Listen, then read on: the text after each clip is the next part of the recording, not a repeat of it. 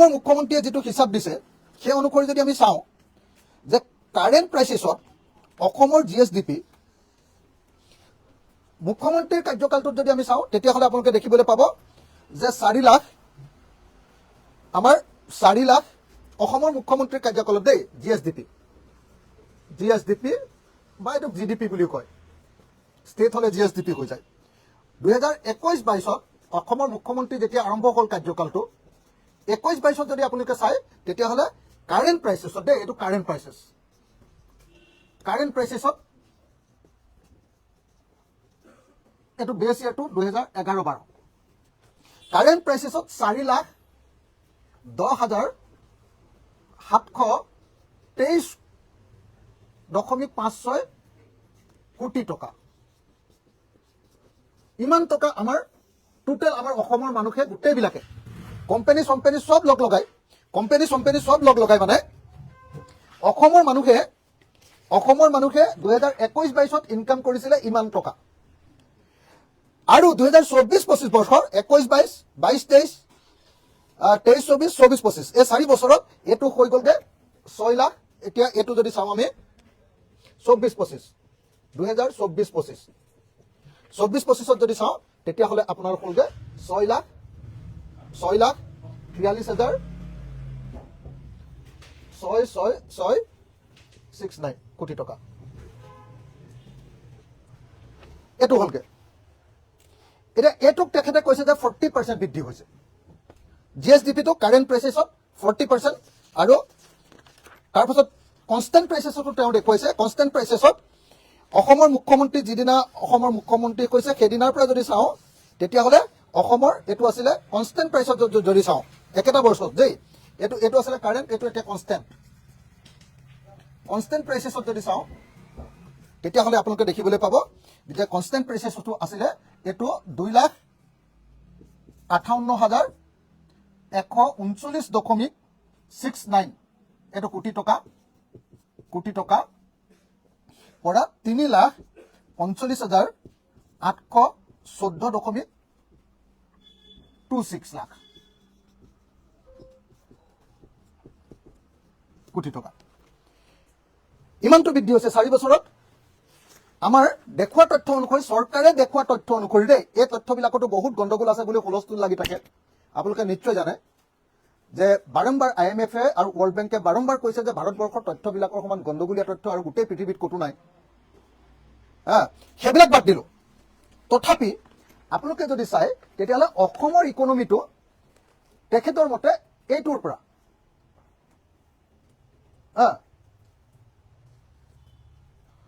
2 লাখ এটো 2 আছিল না এটো 6 কেনেকৈ এটো 2 নহল নেকি না এটো 2 হে আছিল না এটো কনস্ট্যান্ট হয় না এটো 2 লাখ এটো মই কোট লিখি দিলো এটো 24-25 ঠিক আছে এটো কনস্ট্যান্ট প্রাইস ঠিক আছে এটো চক আপোনালোকে 2,58,000 পৰা 3,45,000 হল কৈছে যে কনস্ট্যান্ট প্ৰাইসেছত এটো বৃদ্ধি পালে এতিয়া এটো যদি আমি চাও এখন ডাঙৰ ৰাজ্যৰ ক্ষেত্ৰত যদি চাও আসলতে আমাৰ যি সময়ত 3 লাখ কোটি টকা ইনকাম আছে আমাৰ গোটেই মানুহবিলাকে ইনকাম কৰে সেই সময়ত কিন্তু মহাৰাষ্ট্ৰই কিমান ইনকাম কৰে জানেনে 20 লাখ কোটি টকা 20 লাখ কোটি টকা এটো যদি মহাৰাষ্ট্ৰত চাও এখন ডাঙৰ ৰাজ্য চাই দিছো মই এতিয়া এটো আসাম আছিল এতিয়া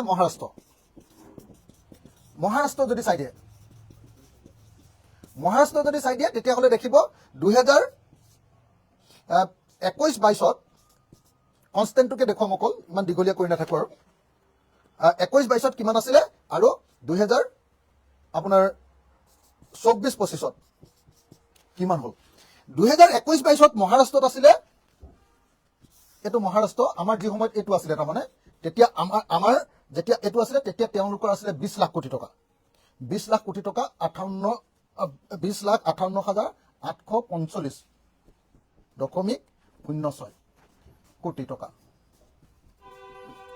আৰু এটো গৈ 2024-25ত হৈ গলগে কিমান জানেনে 26 লাখ কোটি টকা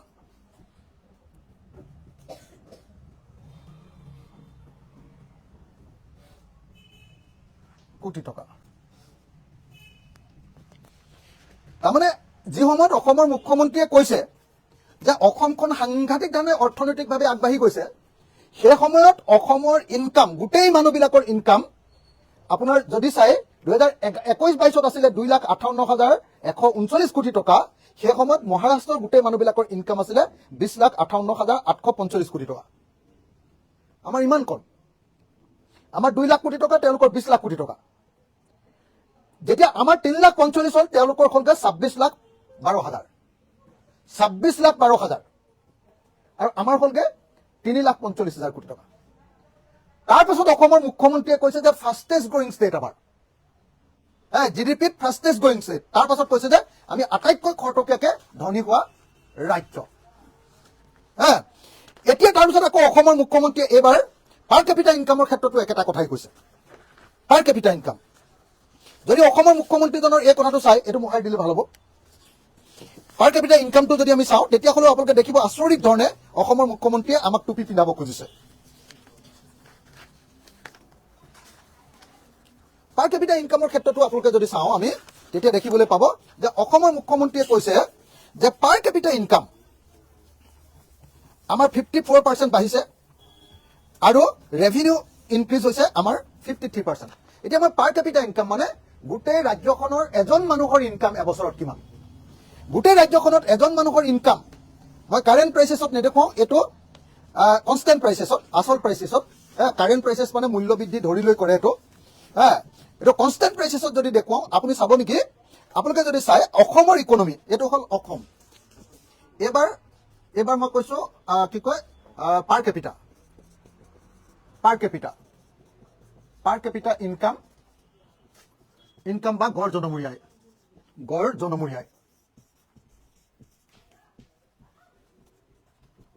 যদি গড় জনমূৰি আয় আপুনি চাই, তেতিয়াহ'লে এইটো অসম, এইটো কাৰ ধৰি দিওঁ, এইটো কি কয় আপোনাৰ গোৱাৰ ধৰি দিওঁ, আটাইতকৈ 1 নম্বৰটো গোৱাটোৱে ধৰি দিওঁ। 2021-22 মানে মুখ্যমন্ত্ৰী যেতিয়া আহিছিলে, অসমৰ এজন মানুহৰ এবছৰৰ ইনকাম, অসমৰ এজন মানুহৰ এবছৰৰ ইনকাম আছিলে, মুখ্যমন্ত্ৰী যিদিনা আহিছিলে, অসমৰ মুখ্যমন্ত্ৰী অহাৰ দিনা অসমৰ এজন মানুহৰ ইনকাম আছিলে 63,657 টকা এবছৰত।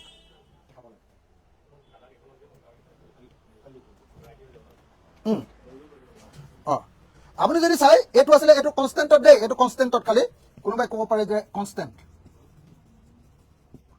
এইটো কনষ্টেণ্ট। গড় জনমূৰি আয় যদি চাই, 63,657 টকা আছিলে মুখ্যমন্ত্ৰী থাকোঁতে, আৰু আজিৰ দিনটোত হৈছে কিমান জানেনে, এইটো 2024-25ত এইবাৰ যে ৰিজাল্ট ওলালে, এইবাৰ 31 মাৰ্চলৈকে 85,988 টকা। এজন মানুহৰ এবছৰৰ ইনকাম 61,000-ৰ পৰা গৈ 85,000 টকা হৈছে। আৰু গোৱাৰ এজন মানুহৰ ইনকাম কিমান আছিলে জানেনে, এইটো আছিলে 2,94,563। তাৰ পাছত খালি এটা প্ৰব্লেম আছে ইয়াতে, গোৱাৰ এই লেটেষ্টটো নাই, তাৰ আগৰ বছৰটোহে আছে। গোৱাৰ যদি আমি চাওঁ, একচুৱেলি গোৱাৰ ইয়াৰ আগৰ বছৰটোৱে 23-24তে আমাতকৈ আগৰ 5,85,953, 5,85,953। এইটো এবছৰ নহয় যে, এইটো 23-24ৰে, এই বছৰটো সিহঁতৰ ওলোৱা নাই, এইকেইদিনত ওলাব। আপুনি চাওক যে অসমৰ মানুহৰ যি সময়ত ইনকাম 85,000, সেই সময়ত গোৱাৰ 23-24ৰ ইনকাম হ'ল 5,85,000, আমাতকৈ 5 লাখ টকা বেছি এজন মানুহৰ ইনকাম এবছৰত। আৰু তাৰ পাছত অসমৰ মুখ্যমন্ত্ৰীয়ে কৈছে যে আমি অসমখন হ'ল ফাষ্টেষ্ট গ্ৰয়িং ষ্টেট, হৈ গ'ল ফাষ্টেষ্ট গ্ৰয়িং ষ্টেট। সেইকাৰণে মই আপোনালোকক এটা কথা ক'বলৈ আহিছোঁ, একচুৱেলি আজিৰ দিনটোত আমি যদি চাওঁ, জনমূৰি আয়ৰ ক্ষেত্ৰত যদি আমি চাওঁ, তেতিয়াহ'লে প্ৰকৃত বৃদ্ধি যিটো হৈছে, সেই বৃদ্ধিটো অসমৰ মুখ্যমন্ত্ৰীয়ে কোৱাৰ নিচিনাকৈ আচলতে বৃদ্ধি হোৱা নাই।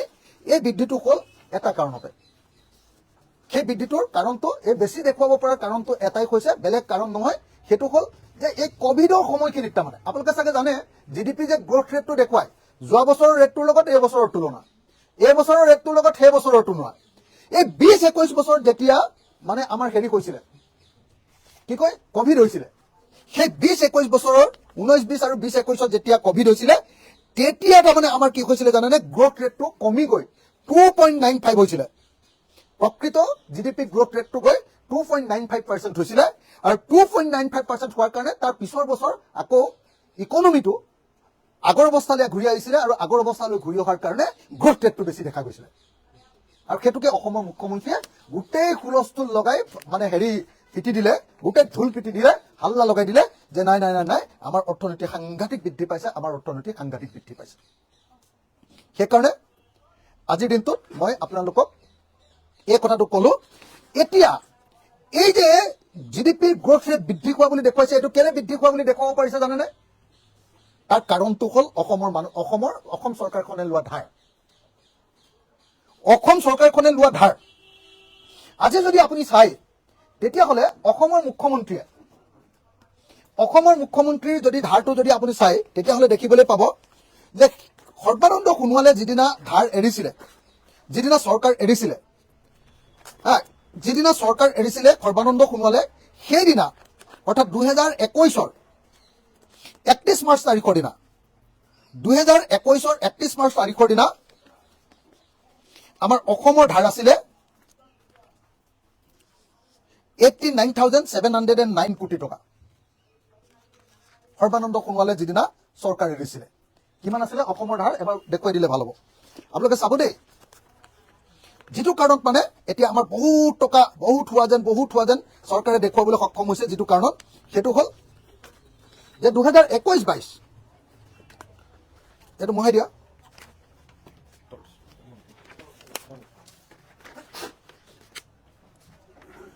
2021 আমাৰ ধাৰটো যদি চাওঁ, টোটেল আউটষ্টেণ্ডিং লাইবিলিটিজ বুলি কয় সেইটো, অসমৰ ধাৰটো যদি চাওঁ 31 মাৰ্চ 2021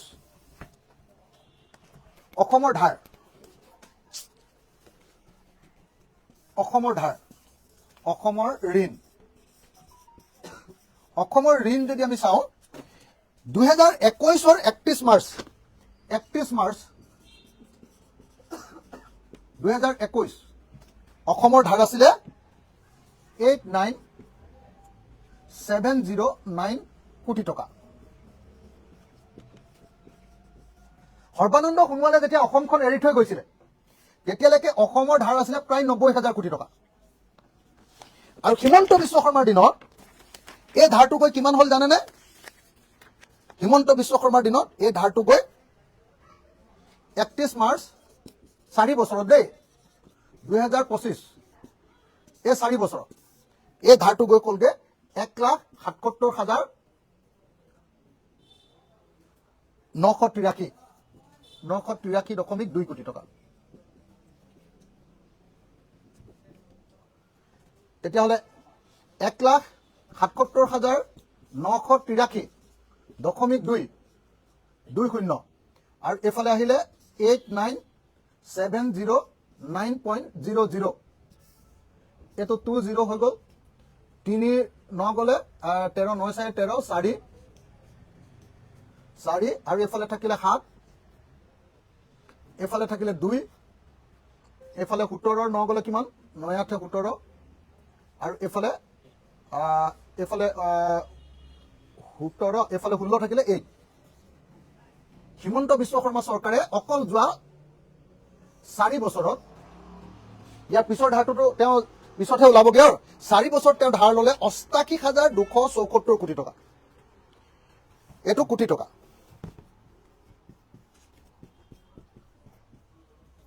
সৰ্বানন্দ সোণোৱালৰ দিনলৈকে, স্বাধীনতাৰ পাছৰ পৰা সৰ্বানন্দ সোণোৱালৰ দিনলৈকে ধাৰ আছিলে 90,000 কোটি টকা, একদম 47 চনৰ পৰা সৰ্বানন্দ সোণোৱালৰ দিনলৈকে।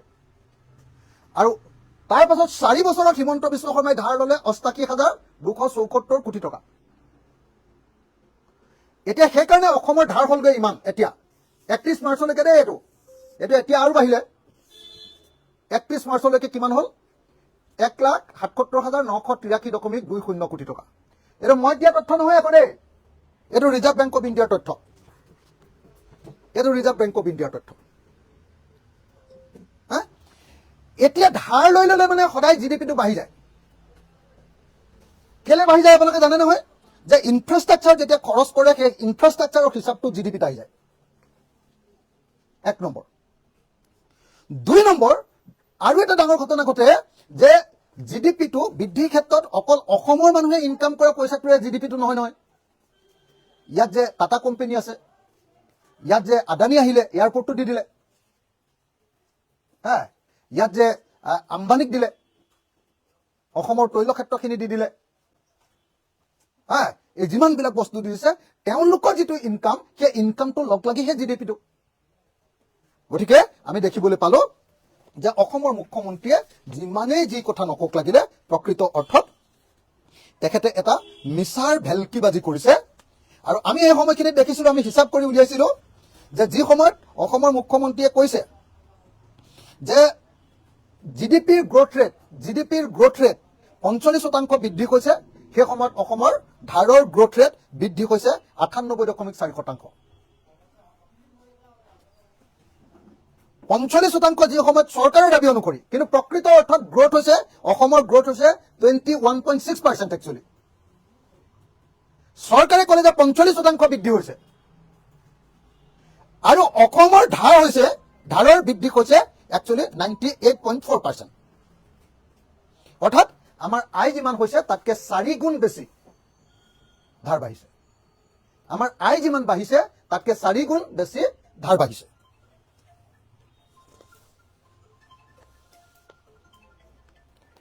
গতিকে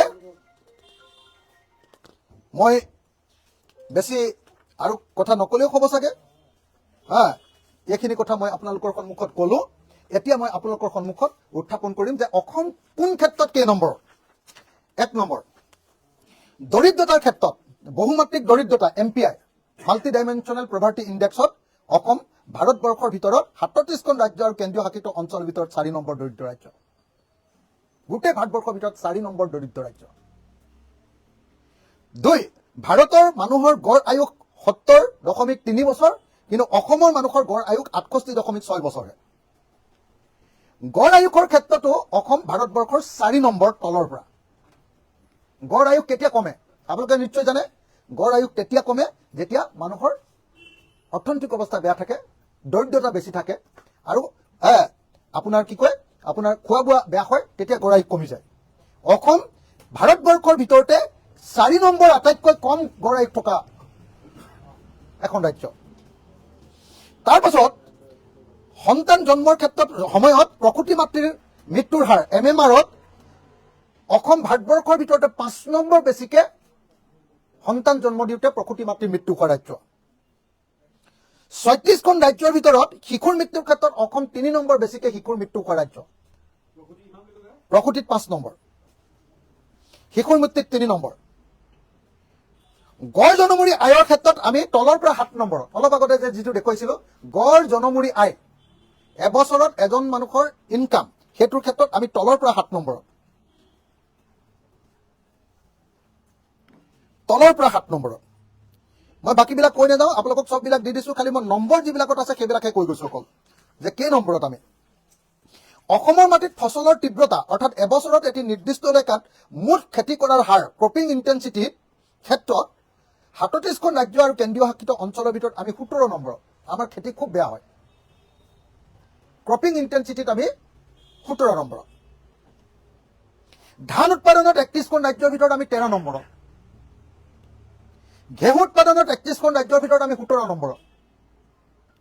কোৰ চিৰিয়েল উৎপাদনত ভাৰতৰ 31খন ৰাজ্য আৰু কেন্দ্ৰীয় শাসিত অঞ্চলৰ ভিতৰত আমি 16 নম্বৰত। পালচেছত, অৰ্থাৎ কি হ'ব, দালি উৎপাদনৰ ক্ষেত্ৰত 31খন ৰাজ্যৰ ভিতৰত আমি 15 নম্বৰত। এইটো 24-25 চনৰ হিচাপ দেই, চব 24-25। আৰু এইটো ক'ৰ পৰা লৈছো হিচাপ, এইটো ৰিজাৰ্ভ বেংক অফ ইণ্ডিয়াৰ পৰা লৈছো, অলপ আগতে যিখন কিতাপ দেখুৱালো। তৈলবীজ, অইল চিড, তাৰমানে সৰিয়হ উৎপাদনত আমি 31খন ৰাজ্যৰ ভিতৰত 13 নম্বৰত। কপাহ উৎপাদনত আমি 31খন ৰাজ্যৰ ভিতৰত 18 নম্বৰত। কুঁহিয়াৰ উৎপাদনত 31খন ৰাজ্যৰ ভিতৰত 14 নম্বৰত। আজিৰ দিনটোত অসমত 1 হেক্টৰ মাটিত ধান খেতি কৰোঁতে 22 কুইণ্টেল 25 কেজি ধান উৎপাদন হয়, কিন্তু পাঞ্জাৱত 1 হেক্টৰ মাটি 7.5 বিঘা মাটিত উৎপাদন কৰোঁতে কিমান হয় জানেনে? 44 কুইণ্টেল 28 কেজি। এইটো 24-25 চনৰ আমাৰ আধা, পাঞ্জাৱতকৈ আধা আমাৰ ধান উৎপাদন হয়। ঘেঁহু উৎপাদনৰ ক্ষেত্ৰতো আমাৰ অৱস্থা খুব বেয়া। পাঞ্জাৱত কিমান হয়? 1 হেক্টৰত 51 কুইণ্টেল হয়, আমাৰ 13 কুইণ্টেল হয়। গতিকে বাকীবিলাক মই গোটেইখিনি কৈ নাযাওঁ, এতিয়া অকল মাত্ৰ মই নম্বৰখিনি কৈ যাম। ৰাসায়নিক সাৰ প্ৰয়োগ, যিখন ৰাজ্যত খেতি ভাল হয় তাত ৰাসায়নিক সাৰো বেছিকৈ দিয়ে। ৰাসায়নিক সাৰ প্ৰয়োগৰ ক্ষেত্ৰত আমি অসমখন 17 নম্বৰ, 36খন ৰাজ্যৰ ভিতৰত 17 নম্বৰ। গাখীৰ উৎপাদনত আমি 36খন ৰাজ্যৰ ভিতৰত 21 নম্বৰ। কণী উৎপাদনত আমি 36খন ৰাজ্যৰ ভিতৰত 18 নম্বৰ। মাছ উৎপাদনত আমি 36খন ৰাজ্যৰ ভিতৰত 12 নম্বৰ। খাদ্যশস্য ৰখা গুদাম, storage capacity for food grain, খাদ্যবস্তু ৰখাৰ কাৰণে গুদাম যে থাকে, গুদাম 36খন ৰাজ্যৰ ভিতৰত আমি 19 নম্বৰ গুদামৰ ক্ষেত্ৰত। কোল্ড ষ্টৰেজৰ ক্ষেত্ৰত আমি 36খন ৰাজ্যৰ 20 নম্বৰ। বহনক্ষম উন্নয়ন, SDG যিটো লক্ষ্য থাকে, বহনক্ষম উন্নয়ন লক্ষ্য, এইটো বহুত ইম্পৰ্টেণ্ট। এইটোত 37খন ৰাজ্যৰ ভিতৰত আমাৰ স্থানটো 29 নম্বৰতে, মানে অত্যন্ত বেয়া। আৰু এইটো মানে আপোনালোকে যেনেকৈ মই দৰিদ্ৰতাৰ ক্ষেত্ৰত যেনেকৈ কৈছিলো যে অসম গোটেই ভাৰতবৰ্ষৰ ভিতৰত 4 নম্বৰ দৰিদ্ৰ ৰাজ্য, ঠিক তেনেকে এতিয়া আমি দেখিলো যে বহনক্ষম উৎপাদনৰ ক্ষেত্ৰতো 37খন ৰাজ্য আৰু কেন্দ্ৰীয় শাসিত অঞ্চলৰ ভিতৰত 1 নম্বৰত নহয় 29 নম্বৰ। তলৰ ফালৰ পৰা 37 হলে 29 নম্বৰ হলে 8 নম্বৰ, তলৰ ফালৰ পৰা 8 নম্বৰ। মুদ্ৰাস্ফীতিত, গড় মুদ্ৰাস্ফীতিত মূল্যবৃদ্ধি, তাৰমানে CPI, মূল্যবৃদ্ধিৰ ক্ষেত্ৰত 36খন ৰাজ্য আৰু কেন্দ্ৰীয় শাসিত অঞ্চলৰ ভিতৰত কিন্তু মূল্যবৃদ্ধিত আমি ওপৰত 8 নম্বৰত। আটাইতকৈ বেছি মূল্যবৃদ্ধি হোৱাৰ ভিতৰত আমাৰ 8 নম্বৰ মূল্যবৃদ্ধি হোৱা ৰাজ্য 36খন ৰাজ্যৰ ভিতৰত। খাদ্য মূল্যবৃদ্ধিত, ফুড এণ্ড বিভাৰেজত মূল্যবৃদ্ধিত আমি 11 নম্বৰ। পোহৰ আৰু ইন্ধন অৰ্থাৎ গেছ চিলিণ্ডাৰ আৰু লাইট, ইলেক্ট্ৰিচিটিত মূল্যবৃদ্ধিৰ ক্ষেত্ৰত আমি 6 নম্বৰ। একদম আটাইতকৈ বেছি মূল্যবৃদ্ধি হয় ভাৰতবৰ্ষৰ 37খন ৰাজ্য আৰু কেন্দ্ৰীয় শাসিত অঞ্চলৰ ভিতৰত আমি 6 নম্বৰ মূল্যবৃদ্ধি হোৱা গেছ চিলিণ্ডাৰ আৰু ইলেক্ট্ৰিচিটিৰ দাম বৃদ্ধিৰ ক্ষেত্ৰত, বিদ্যুতৰ দাম বৃদ্ধিৰ ক্ষেত্ৰত আমি 6 নম্বৰ আটাইতকৈ বেছি। তাৰপাছত আমি যদি চাওঁ, এইখিনি মই বেছিকৈ কৈ নাযাওঁ। এতিয়া পাৰ কেপিটা এভেইলেবিলিটি অফ পাৱাৰ, এজন মানুহৰ কাৰণে আমি কিমান গড়ে বিদ্যুৎ পাওঁ। বিদ্যুৎ পোৱাটো একদম ধনী ৰাজ্য নে দুখীয়া ৰাজ্যৰ প্ৰমাণ দিবৰ কাৰণে আজিকালি বিদ্যুৎ কিমান পায় এইটোৱে হিচাপ উলিয়ায়। ধনী ৰাজ্যত বিদ্যুৎ বেছিকে পায়, দুখীয়া ৰাজ্যত বিদ্যুৎ কমকে পায়। আমি যদি চাওঁ তেতিয়াহ'লে পাৰ কেপিটা এভেইলেবিলিটি অফ পাৱাৰত আমি 36খন ৰাজ্য আৰু কেন্দ্ৰীয় শাসিত অঞ্চলৰ ভিতৰত তল ফালৰ পৰা 3 নম্বৰ, ওপৰৰ ফালৰ পৰা 33 নম্বৰ। আমি আটাইতকৈ কম ইলেক্ট্ৰিচিটি পোৱা ৰাজ্যৰ ভিতৰত 3 নম্বৰ। তাৰ পাছত এভেইলেবিলিটি অফ পাৱাৰ, মানে পাৱাৰ উৎপাদনৰ ক্ষেত্ৰত আমি অত্যন্ত তলত। ইনষ্টল কেপাচিটি অফ পাৱাৰ, আমি যদি কাইলৈ পৰহিলে যদি পাৱাৰ উৎপাদন কৰোঁ, উৎপাদন কৰাৰ ক্ষেত্ৰত 36খন ৰাজ্যৰ ভিতৰত আমাৰ 22 নম্বৰত আমি। অসমত অকল 2371 মেগাৱাটৰ ইনষ্টল কেপাচিটিহে আছে। আমি 36খন ৰাজ্যৰ ভিতৰত 22 নম্বৰত। পাৱাৰ ৰিকুৱাৰমেণ্ট, পাৱাৰ কিমান লাগে? ধনী মানুহবিলাকক বেছিকে পাৱাৰ লাগে, দুখীয়া মানুহবিলাকক কমকে লাগে। আমাক লাগে মাত্ৰ 1284 নেট কোৰ ইউনিট। সেই সময়ত কিমান লাগে? গুজৰাটত লাগে 15,188 নেট কোৰ ইউনিট আৰু মহাৰাষ্ট্ৰত লাগে 20,182 নেট কোৰ ইউনিট। এতিয়া টেলিফোন থকা মানুহৰ সংখ্যাত যদি চাওঁ, টেলিফোন থকা বেছিকে টেলিফোন থকা ৰাজ্যৰ ভিতৰত যদি চাওঁ, তেতিয়াহ'লে দেখা যায় যে আমি অসম তল ফালৰ পৰা 4 নম্বৰ। সৰ্বভাৰতত 100জন লোকৰ ভিতৰত টেলিফোন থকা লোকৰ সংখ্যা হ'ল 84.36 জন। অসমৰ 100জন লোকৰ ভিতৰত টেলিফোন থকা লোকৰ সংখ্যা হ'ল 72.82 জন। আৰু আটাইতকৈ দিল্লীত বেছিকে আছে। দিল্লীত 100জন মানুহৰ ভিতৰত 277টা, অৰ্থাৎ 2.77টাকে, 3টাকে গড়ে 3টাকে তেওঁলোকৰ টেলিফোন থাকে। আমাৰ কিমান থাকে?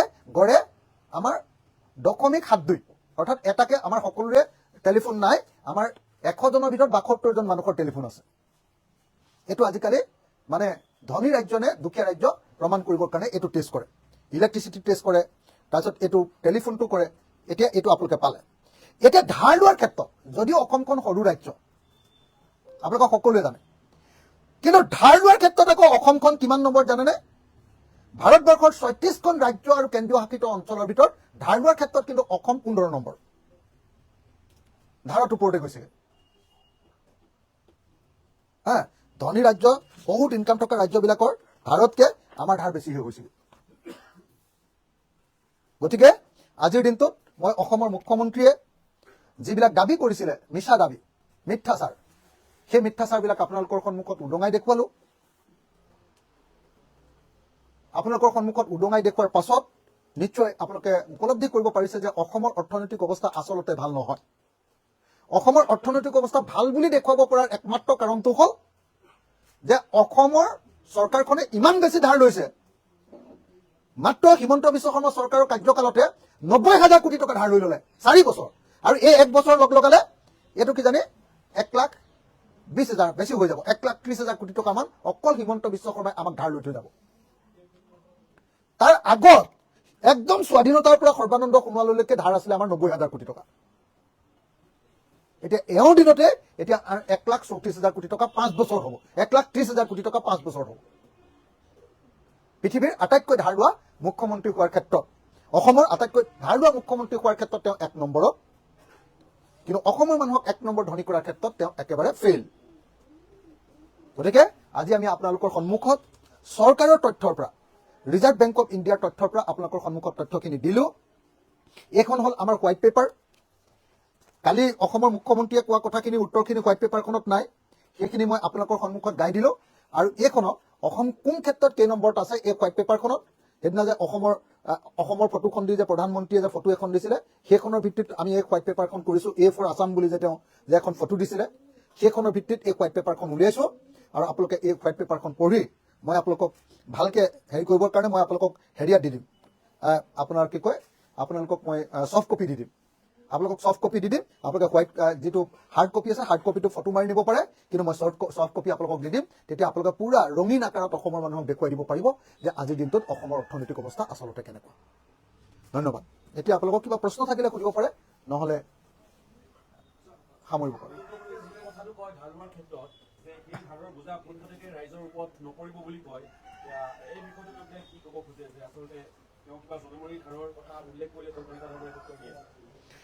মানে মুখ্যমন্ত্ৰী অহাৰ আগলৈকে অসমৰ এজন মানুহৰ জনমূৰি ভাৰ আছিলে 22,000 টকা। আমাৰ মুখ্যমন্ত্ৰী হোৱাৰ পাছত অসমৰ এজন মানুহৰ জনমূৰি ধাৰ হৈ গ'ল 50,000 টকা। এতিয়া জনমূৰি ধাৰ যদি 50,000, 22,000 পৰা 50,000 হয়, তেতিয়াহ'লে আমাৰ মূৰৰ ওপৰত পৰিব নে নপৰিব কওক? সেইটো অংক আপোনালোকৰ ঘৰত ধাৰ ল'লে, সেই ধাৰটো মাৰিবলৈ ঘৰখনৰ দায়িত্ব থাকিব নে নাথাকিব কওক? কোনোবাই যদি কয় যে নহয় ধাৰ লৈ আমাৰ ধাৰ নাথাকে, তেতিয়াহ'লে মই ক'ম যে তেতিয়াহ'লে তেওঁ মাইক্ৰ' ফাইনেন্সৰ নিচিনাকে অন্য কাৰোবাৰ ওপৰত ডিপেণ্ড কৰিব লাগিব। অসমৰ মুখ্যমন্ত্ৰীও তেতিয়া আমাৰ ধাৰটো মাৰি দিয়া বুলি কৈ তেওঁ আকৌ হিতাধিকাৰী হ'ব লাগিব তেতিয়া, নহ'লেতো মই কোনো ৰাস্তা দেখা নাই।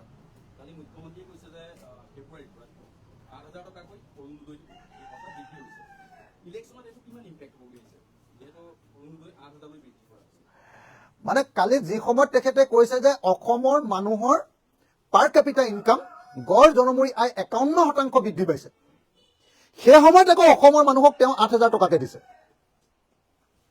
কথাটো ধৰিব পাৰিছে নে? পেৰাডক্সটো, বিৰোধাভাসটো ধৰিব পাৰিছে নিশ্চয়। যদি অসমৰ মানুহৰ ইনকাম বাঢ়িলেহেঁতেন, তেতিয়াহ'লে অসমৰ মানুহক বিনামূলীয়াকৈ পইচা দিয়াৰ কোনো প্ৰয়োজন নাছিলে। যোৱা সময়খিনিত অসমৰ অৰ্থনৈতিক অৱস্থা ইমান বেয়া হৈছে যে তেখেতে কি কৰিবলগীয়া হৈছে, যে তেখেতে অসমৰ মানুহক যেনে তেনে অসমৰ অৰ্থনীতিটো বচাই ৰাখিবৰ কাৰণে তেওঁলোকে কি কৰিবলগীয়া হৈছে, 1250 টকাকে দি মানুহবিলাকে যেনে তেনে নিমখ আৰু তেলকণ খাব পৰাৰ ব্যৱস্থা কৰি দিছে, চাউল কেইটাটো ফ্ৰীকে কৰি দিছে, যেনে তেনে খাব পৰা কৰি দিছে।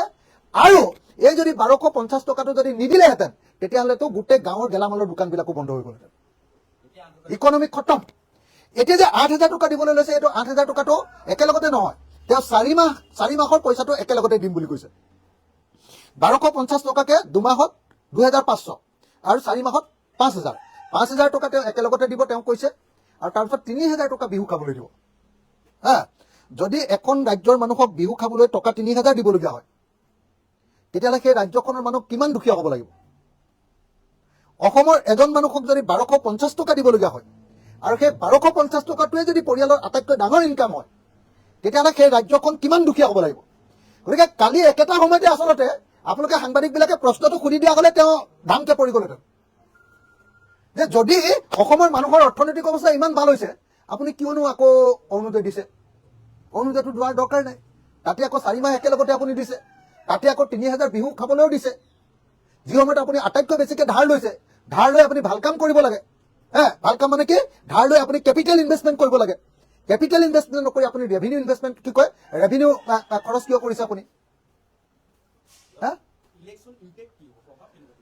মই ভাবো যে ইলেকশ্যন ইম্পেক্ট যে বেয়া হ'ব, মানে ইলেকশ্যন যে বেয়া হ'ব ভয় খাই তেওঁ এইটো কাম কৰিছে। তেওঁ নহ'লে নকৰিলেহেঁতেন। আমি যে গোটেই বিৰোধী দলবিলাক একলগ হৈ গ'লো, নহ'লেতো তেওঁ বিন্দাছ আছিলে ন, তেওঁতো ভয় চয় খোৱা নাছিলে। তেওঁ ভাবি আছিলে যে নাই আমি হৰুৱাই দিম, এওঁলোকক ভাগ ভাগ কৰি দিম, এওঁলোকৰ ভিতৰতে কাজিয়া লগাই দিম। যিদিনাৰ পৰা আমাৰ এলায়েন্সটো হৈ গ'ল, আমি ঐক্যবদ্ধ হ'লো, তেওঁলোকে বহুত ভয় খালে আৰু সেইদিনাই তেওঁ ৰাত এটা বস্তু উলিয়াই দিলে। সেইটো হ'ল যে নহয়, ইলেকশ্যনৰ আগত একেলগতে পইচাটো দিওঁ। বিহাৰত যেনেকৈ 10,000 টকাকে দিছিলে, মই যদি 8,000 টকাকে দি দিওঁ, তেতিয়াহ'লে টকা দিয়ে আমি ভোটকেইটা লৈ ল'ব পাৰিম।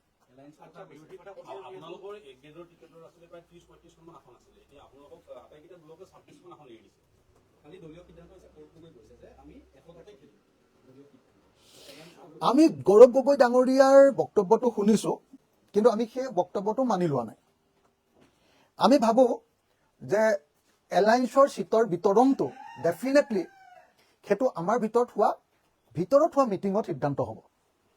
সেইটো কোনো টিভিৰ সন্মুখত সেইকাৰণে আমি লম্ফজম্ফ কৰা নাই। এই যে 26খন নহ'ব, আমাক কিমানখন লাগিব, এইবিলাক আমি কোৱা নাই। গৌৰৱে কৈছে, আমি কোৱা নাই, আমি নকওঁ। আমি এলায়েন্সৰ ভিতৰৰ মিটিঙত সেই কথাটো উত্থাপন কৰিম আৰু এলায়েন্সৰ ভিতৰৰ মিটিঙত আমি সেই কথাটো উত্থাপন কৰিম। আমি সেই কথাটো কনভিন্স কৰিবলৈ চেষ্টা কৰিম যে একচুৱেলি কোনে কিমানখন আসনত খেলিলে আমি বিজেপিক হৰুৱাব পাৰিম। মই আপোনালোকক সূত্ৰটো কৈ দিলোঁ যে য'ত যিয়ে খেলিলে বিজেপিক হৰুৱাব পাৰিব, সেই সূত্ৰ অনুসৰিয়ে এইবাৰ ইলেকশ্যন খেলা হ'ব। সেইটো যদি 26খন আসনত আমি গোটেইবিলাকে খেলিলে যদি বিজেপি হাৰে, আৰু কংগ্ৰেছে যদি 100খনত খেলিলে কংগ্ৰেছে গোটেই বিজেপিক হৰুৱাই দিব পাৰে, তেতিয়াহ'লে সেইটোৱে হ'ব। আমাৰ হাতত তথ্য আছে, আমাৰ হাতত এনালিচিছ আছে, আমাৰ হাতত বিশ্লেষণ আছে, আমাৰ হাতত যুক্তি আছে। সেই যুক্তিবিলাক আমি প্ৰদৰ্শন কৰিম আৰু তাৰ পৰৱৰ্তী সময়ত সিদ্ধান্ত ল'ম। লগে লগে আমি এইটো সিদ্ধান্ত লৈছোঁ 5 তাৰিখ, অহা 5 তাৰিখৰ পৰা অহা 20 তাৰিখলৈকে, অহা 5 জানুৱাৰীৰ পৰা অহা 20 জানুৱাৰীলৈকে ৰাইজৰ দলৰ দলীয় আবেদন গ্ৰহণ কৰা হ'ব। প্ৰাৰ্থিত্ব প্ৰত্যাশীসকলৰ অহা 5 জানুৱাৰী তাৰিখৰ পৰা দলীয় প্ৰাৰ্থিত্ব প্ৰত্যাশীসকলে আবেদন কৰিব পাৰিব। আবেদনৰ মাচুল 25,000 টকা। সেই 25,000 টকা নন ৰিফাণ্ডেবল। টিকেট পালেও তেওঁ ঘূৰাই নাপায়, তেওঁ নাপালেও ঘূৰাই নাপায়। 5 জানুৱাৰীৰ পৰা 20 জানুৱাৰী তাৰিখৰ ভিতৰত তেওঁলোকে আবেদন কৰিব লাগিব, 15 দিন। আৰু এই সম্পৰ্কে একদম সঠিক সিদ্ধান্ত ল'বৰ কাৰণে কোনে ক'ত খেলিব, তাৰ পাৰ্টিৰ ডিচিশ্যনটো, যে আচলতে ৰাইজৰ দলে ফাইনেলি কেইখনত খেলিম, তাৰ পাৰ্টিৰ সিদ্ধান্তটো ল'বৰ কাৰণে আমি অহা 8 তাৰিখৰ দিনা আমাৰ ৰাইজৰ দলৰ প্ৰতিনিধি সভাখন হ'ল আমাৰ সংবিধান অনুসৰি সৰ্বোচ্চ নীতি নিৰ্ধাৰণ সভা, সৰ্বোচ্চ ক্ষমতা সম্পন্ন নীতি নিৰ্ধাৰণ সভা। অহা 8 তাৰিখৰ দিনা পুৱা 8 বজাত আমি অসমৰ প্ৰখ্যাত শিল্পী জুবিন গাৰ্গৰ সমাধিত সেৱা লৈ 8 তাৰিখৰ দিনা আমি মিটিংখন সেৱা ল'ম। 8 তাৰিখৰ দিনা পুৱা 8 বজাত সোণাপুৰৰ ক্ষেত্ৰত। আৰু তাৰ পাছত আমি দিচাং ৰিচৰ্টত পুৱা 9 বজাৰ পৰা গোটেই দিনভৰ, হয়তো গোটেই ৰাতিও হৈ যাব পাৰে, 8 তাৰিখৰ দিনা ৰাতিপুৱা 9 বজাৰ পৰা দিচাং ৰিচৰ্ট, সোণাপুৰৰ দিচাং ৰিচৰ্টত আমাৰ প্ৰতিনিধি সভা হ'ব। প্ৰত্যেকটো সমষ্টিৰ এনালিচিছ হ'ব আৰু সেই এনালিচিছৰ ভিত্তিত কোনকেইটা সমষ্টিত আমি ইলেকশ্যন খেলিলে জিকিমেই আৰু কোনজন প্ৰাৰ্থী খেলিলে জিকিব, তাৰ ওপৰত সিদ্ধান্ত হ'ব। আৰু সেইকাৰণে আমি অহা 5 তাৰিখৰ পৰা আমাৰ আবেদনবিলাক বিচাৰিছোঁ। আবেদনবিলাক বিচাৰি 15 তাৰিখৰ ভিতৰত আবেদন শেষ হ'ব। সকলোৰে 20 তাৰিখৰ ভিতৰত আবেদন লোৱাৰ শেষ হ'ব আৰু সকলোৰে এনালিচিছবিলাক হ'ব। আৰু 25 তাৰিখৰ ভিতৰত আমি যিমান সম্ভৱ আমি যিকেইটা চিট পাম, সেই চিটকেইটা 25 তাৰিখ মানৰ ভিতৰত আমি আমাৰ কেণ্ডিডেটবিলাক ফাইনেল কৰি দিবলৈ চেষ্টা কৰিম।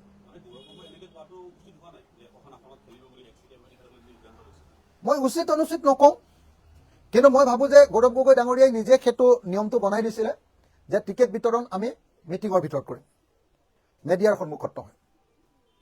গতিকে আমিও সেইটোৱে বিচাৰোঁ যে মেডিয়াৰ সন্মুখত নহয়, টিকেট বিতৰণ হওক আমাৰ মিটিঙৰ ভিতৰত গভীৰ আন্তৰিক আলোচনাৰ মাজত। আৰু যিহেতু বিজেপিক হৰুৱাবই লাগিব আমি, আৰু বিজেপি হাৰিব বুলি নিজে ভয় খাই গৈছে, কাৰণ 8,000 টকাকে মানুহক দিবলৈ লৈ ল'লে নহয়।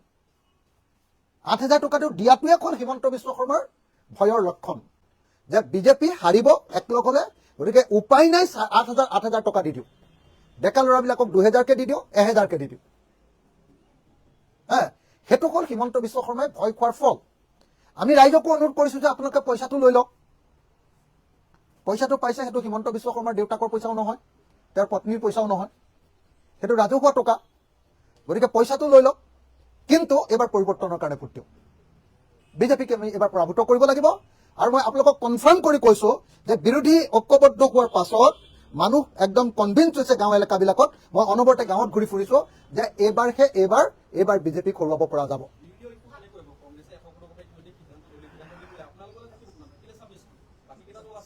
মানে আপুনি অকণমান সময়ৰ কাৰণে ধৈৰ্য ধৰক। আমি যেতিয়া ধৈৰ্য ধৰিব পাৰিছো, আমি যিবিলাকে টিকট বিতৰণ কৰিম তেওঁলোকে যেতিয়া ধৈৰ্য ধৰিছো, আপুনি অকণমান সময় ধৈৰ্য ধৰি দিয়ক। আমাৰ ধৈৰ্য ধৰাখিনিলৈকে ৰৈ দিয়ক, আপুনি নিজে দেখিবলৈ পাব কোনে কিমান টিকেট পাব।